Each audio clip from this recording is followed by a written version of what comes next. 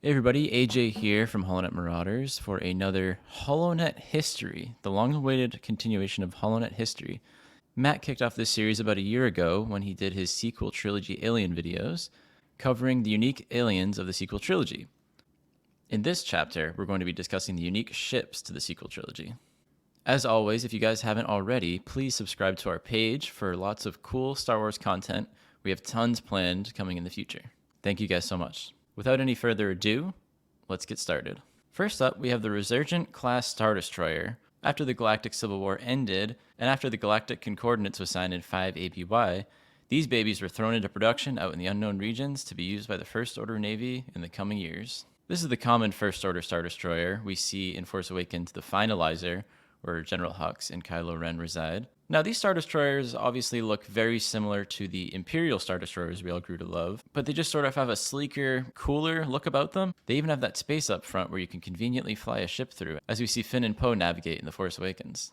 Very cool. Up next is the Atmospheric Assault Lander, or the AAL 1971. These are the First Order troop transports we see at the very beginning of The Force Awakens, as Kylo Ren and the First Order storm Jakku, searching for the map to Skywalker. The best part about these ships are they're very reminiscent to the World War II Higgins boats, most famously seen landing on the beaches during D-Day in 1944. These First Order crafts could carry 20 troopers into battle at an instance with their swift speed. We actually see a predecessor to this ship in Season 2 of The Mandalorian, and it was recently confirmed in the art of Season 2 of The Mandalorian that that is exactly what they were going for. The T-70 X-Wing. Used by the Resistance, this fighter was the successor to the ever-popular T-65 from the Galactic Civil War. The newer X-Wing is much more faster and versatile, with more advanced weaponry. Before being wiped out, the New Republic had the even newer model in the T-85 X-Wing, which can be seen in Star Wars Resistance. The Resistance Navy was essentially stockpiled by the leftovers of the galaxy, which is why they had the slightly older T-70s. Hey, a PlayStation 5 is hard to come by. Nothing wrong with a PlayStation 4. The Special Forces TIE Fighter. This new and improved TIE Fighter for the First Order was unlike any of the previous TIEs. This ship was a two-seater and even had a hyperdrive and shields. We see our heroes Poe Dameron and Finn piloting one of these as they escape the First Order clutches above Jakku. These fighters are also guilty for taking part in the leveling of Maz's castle during the Battle of Takodana. A sad day indeed. The Upsilon-class Command Shuttle. Most known for being the shuttle for Kylo Ren throughout the sequel trilogy, this menacing shuttle was a new take on the Imperial Lambda shuttle, and also looks like an inverted version of Krennic's ST-149 shuttle from Rogue One. The result of this shuttle was a product of years of research by technocrats in the unknown regions as the First Order planned their next move. The shuttle holds up to 5 crew members with room for 10 occupants, or one very angry Kylo Ren.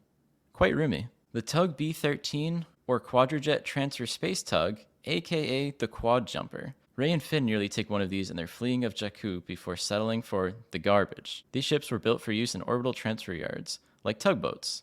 With 4 large thrusters, these ships could move cargo around with ease using its magnetic clamps. These advantages also made the ships popular with smugglers and prospectors. In Season 1 of The Mandalorian, a quad jumper can be seen on the planet Navarro. The Eravana, a Baleen-class heavy freighter, perfect for smuggling. This is the ship we see Han Solo and Chewie hauling Rathars in. This was essentially the new Falcon for the duo until they finally found their beloved ship in the hands of Rey and Finn.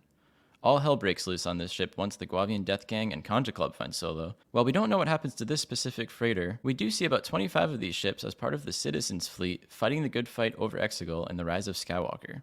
Pretty cool detail. The Mason Martinet. This modified CSS-1 Corellian Star Shuttle is quite a special ship, and one of our favorites here at HoloNet Marauders. That's right, this is the ship which is captained by the Crimson Corsair himself, Sidon Aethano. Also aboard the ship is the rest of Aethano's worthy crew of Quiggled, Pendaquil, Reeg Brosna, Revith, and Squeaky. However, in 31 ABY, the Mason Martinet added a new crew member, and lost a few, after finding the treasure of Count Dooku. That treasure ended up being Clone Trooper CT-6116, aka Kix, who was cryogenically frozen. The Mason Martinet also makes a cool appearance in Star Wars Resistance after Captain Aethano drops off a group of B-2 battle droids for Kragan Gore and the Warbird gang. The MG-100 Star Fortress SF-17.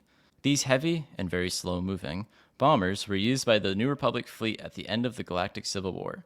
Following the Galactic Concordance, they were used by civilians for things such as mining, fueling, and even firefighting. Around 34 ABY, we see the Resistance use these bombers against the First Order in the battle over Dakar. They packed quite a punch as they took down a fearsome First Order dreadnought, saving the remainder of the Resistance fleet. The Mandator IV Class Siege Dreadnought, also known as the First Order Dreadnought. These giant slices of pizza are 2.5 times the size of a Resurgent class Star Destroyer. The defining feature of the Dreadnought is its 2 orbital autocannons, built to destroy large areas of life on any planet. Certainly something to dread. Poor Captain Kennedy and the Fulminatrix. Next is the Supremacy. The flagship of Supreme Leader Snoke, also nicknamed Snoke's Boudoir, was the sole Mega-class Star Dreadnought in the First Order's fleet. It was essentially a mobile HQ extending to a whopping 60 kilometers long. The Supremacy wasn't just home to Snoke, thousands of troopers, and hundreds of vehicles, but it also had production lines, army training grounds, and shipyards on board. Look at the size of that thing. This monstrosity was also capable of hyperspace tracking, which nearly doomed General Leia Organa and the Resistance. The Raddus.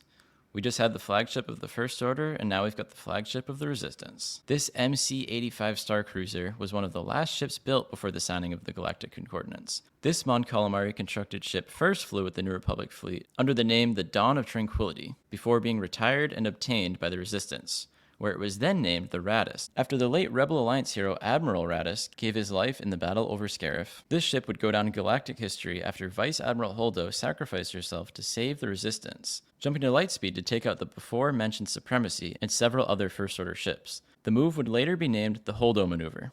Godspeed, Rebels. The Libertine. Previously named the Steadfast, this star yacht was used by Finn, Rose Tico, BB-8, and DJ to escape Canto Bight. The owner of this ship was Korf Benex Ai, who was a weapons dealer and manager of Sinar Jamis Corporation, which is the company who built a lot of the ships on this list. Ironically, the Libertine had no weapons or defense systems aboard, signs of a safer time in the galaxy. The TIE Silencer. Kylo Ren's personal TIE and possibly one of my favorite ships. The strong firepower and impressive speed of this TIE were crafted for the most elite pilots of the First Order. The fighter included stealth technology, shields, and a hyperdrive. You'll notice the wings are much larger on this TIE compared to others, and that's because of the relocation of its cannons, missiles, and targeting sensors to those wings. The U-55 Orbital Load Lifter.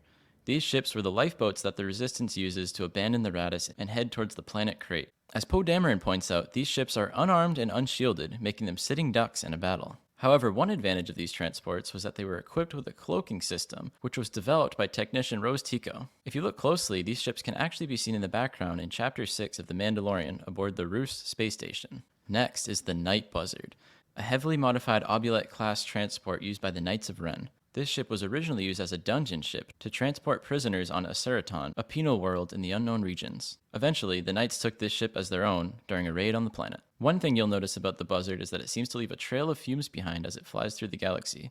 Well, this is because the Knights made several changes to the engines to give it more thrust. They also made the exterior match their dark side aesthetic. The ship is very well armed with cannons at the front, rear, and even midship. In case you were wondering which Knight of Ren piloted the Night Buzzard, that would be Kirik. We'd definitely like to see more of this ship in the future. The Bestoon Legacy, the personal starship of Sith loyalist and assassin Ochi of Bestoon. The ship was left waiting for its owner on Pasaana as Ochi died in the sinking sands of the Shifting Mires. Years later, it's found by Rey, Poe, Finn, Chewie, and BB-8 on a mission to seek a Sith wayfinder. Aboard the ship, BB-8 finds a powered-down Dio who quickly befriends our Resistance heroes. The ship is actually seen 2 films earlier in Rey's vision as she recalls the ship leaving Jakku, likely with her parents aboard. The TIE Whisper, another advanced TIE fighter piloted by Kylo Ren. Much similar to the TIE Silencer, this fighter had the same engines and wings, with the rest of the TIE being made to the exact specification of Supreme Leader Ren. Unlike the Silencer, this version had a traditional round cockpit with an antenna at the rear. The Whisper was also equipped with sensor-confusing technology. Kylo goes through quite a few of these in The Rise of Skywalker, and we even see Rey pilot one of them to Ahch-To near the end of the film. Up next is another TIE fighter, the TIE Dagger, also known as the Sith TIE Fighter. This ship was created in secrecy on Exegol with the rest of the Final Order. With unique triangular wings and red trim to show its loyalty to the Sith, these fighters had a higher degree of movement due to its 2 independent control columns that replaced the 2-yoke system of previous TIEs. These columns created a strong connection between the pilot and the ship. A very cool design that I'd like to see more of, just like those red Sith troopers. The Zeiston-class Star Destroyer. These menacing command ships of the Final Order were literally all planet destroyers, armed with underbelly super lasers capable of destroying planets. We've certainly seen that tech before. One of these beasts obliterates the lovely snow-covered planet of Kijimi near the end of The Rise of Skywalker. Palpatine had hundreds to thousands of these ships ready to go by the film's end, but we see the beginning of that work in Gregory Peck's Darth Vader comic run, where Vader, with Ochi of Bestoon, finds his way to Exegol and learns Palpatine's ultimate plan. These Star Destroyers are nearly identical to the destroyers we see in the original trilogy, except just like the TIE Dagger, these ships are lined with red trim to show its Sith roots. Those are the main ships that the sequel trilogy introduced to us. It's very possible I may have missed a few, so please let me know in the comments. I'd also like to point out that I wanted to cover the Citizen's fleet that shows up with Lando, since there's tons of ship designs both new and old, but I think there's so much there that could be its own video one day. Once again guys, thank you for watching. Please like and subscribe if you enjoy our content. We've got plenty more Star Wars fun on the way. May the Force be with you.